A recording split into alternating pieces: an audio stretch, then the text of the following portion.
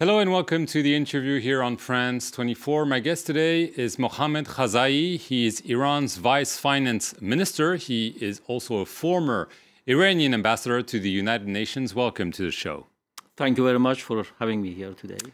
You're in France, part of a visit to try to improve ties between France, between Europe, I should say, and Iran. Obviously, the situation is difficult right now because the Trump administration is calling into question the nuclear deal struck in 2015.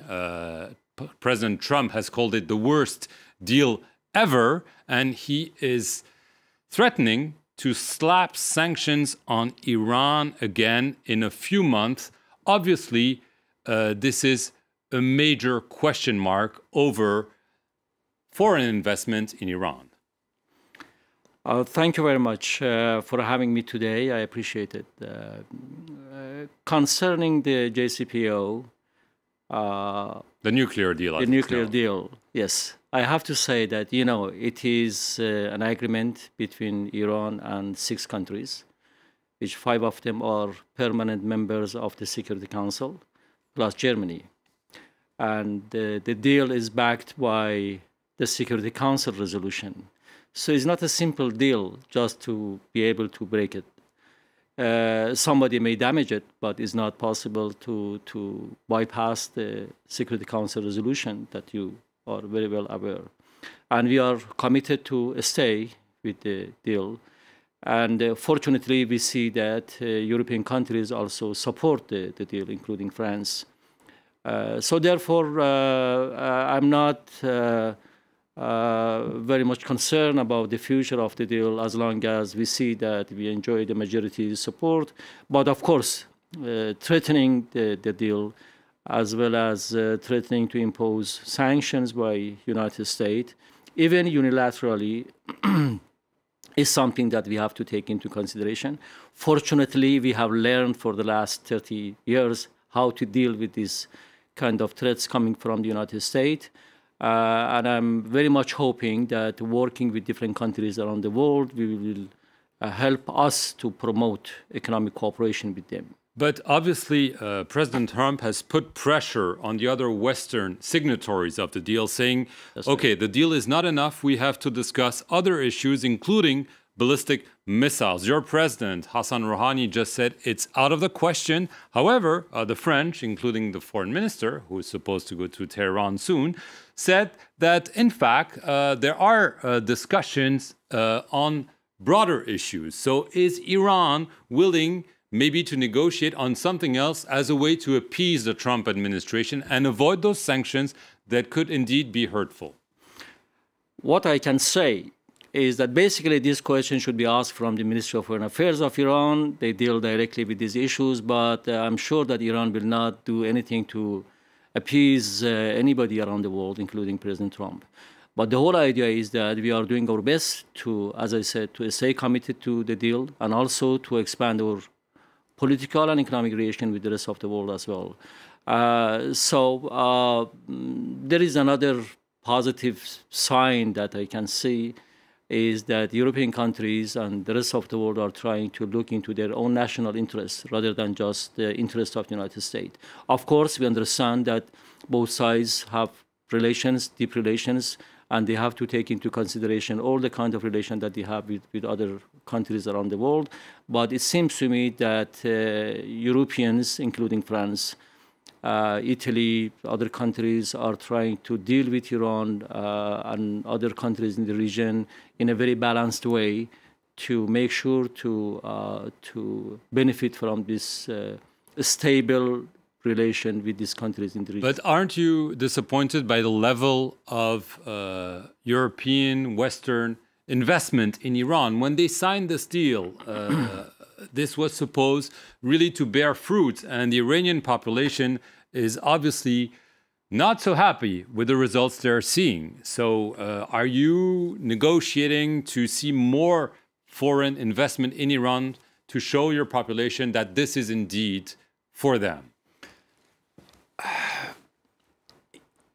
I have to mention here that after the deal, we have been seeing a lot of interest from European side as well as other countries around the world, from Asia, to come to Iran and invest. But mostly talk. No, no. As a person in charge, I can tell you no. Of course, I cannot say that it is at the level of the expectation that we had, but I have to say that today we managed to agree with Asian and European countries on big deals, and also we have managed to receive requests and also signed agreements, and some started the implementation on foreign direct investment in Iran. For your information, within the last couple of years, we managed to have about $24 billion of investment agreed and agreement in Iran, which we issued even guarantees for those. And some of them have already started the implementation around Iran, as well as the financial deals that you know with some countries in Europe, China, South Korea, and so on. So situation is totally different from before the deal, that there is no question about that. But if you ask me, okay, does it meet the expectation that we had? Of course not, because even on the normal situation, you may expect more than what you deal. So aren't you disappointed? Countries like France, for instance, you would expect more investment from France or Germany, for instance? I think they're a little bit slow, and we have to try to put it mildly. Exactly, and that's why I'm here, because we received positive signals from your government as well as some of your banks over here to deal with Iran, and that's why I'm here to But the companies, do they fear U.S. sanctions? You know, it has been the case for the last 30 years. But it's still the case. It's still the case, of course, but the situation is different. You know, before we did not have the deal backed by the Security Council. Now we do have that one. So the situation is different, but still some of them, they have their own concerns that we try to discuss with them. Right. In Iran, we've seen protests several weeks ago. They were described as merely about economic issues, that the people were not happy because of austerity measures, because they were not happy with the fruits of this deal. However, your president said something interesting this week.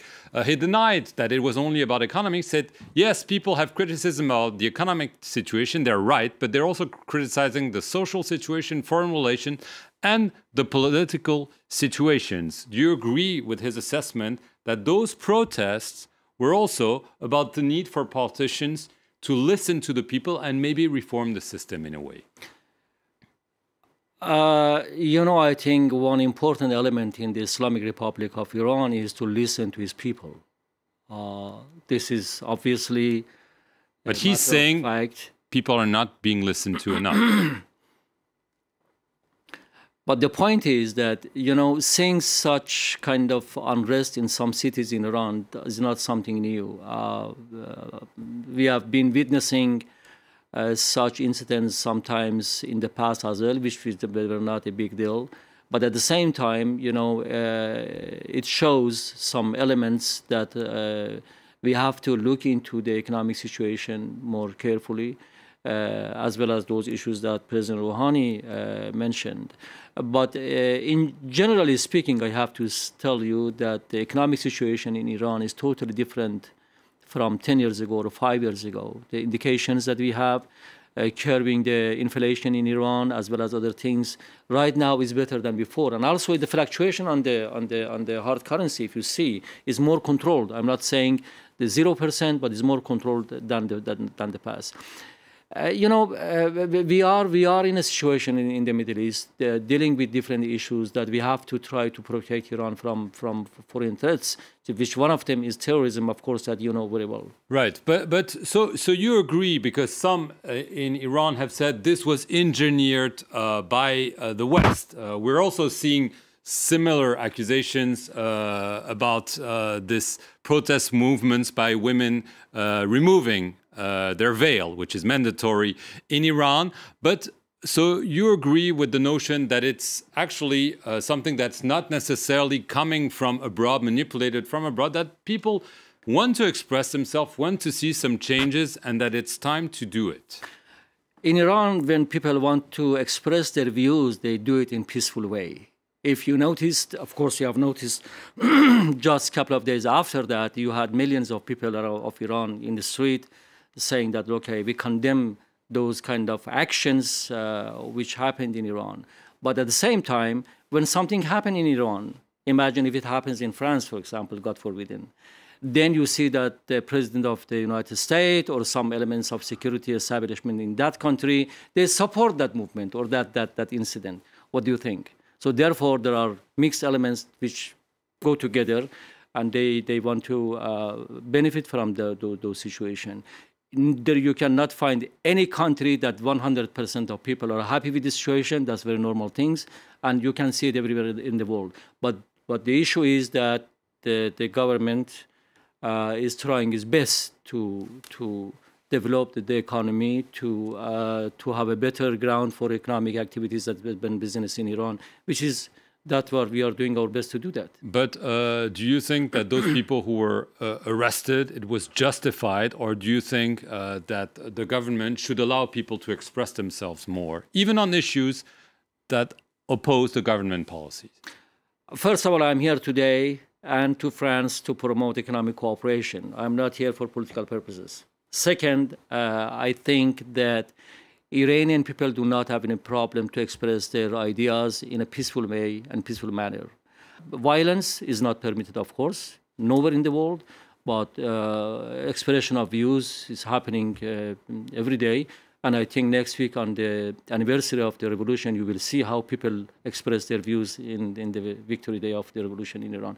And we have to wait to see that. Okay, Mohammad Khazaei, thank you very much for coming on the France 24 set. Thank you for watching this edition of The Interviewer here on France 24. Thank you very much.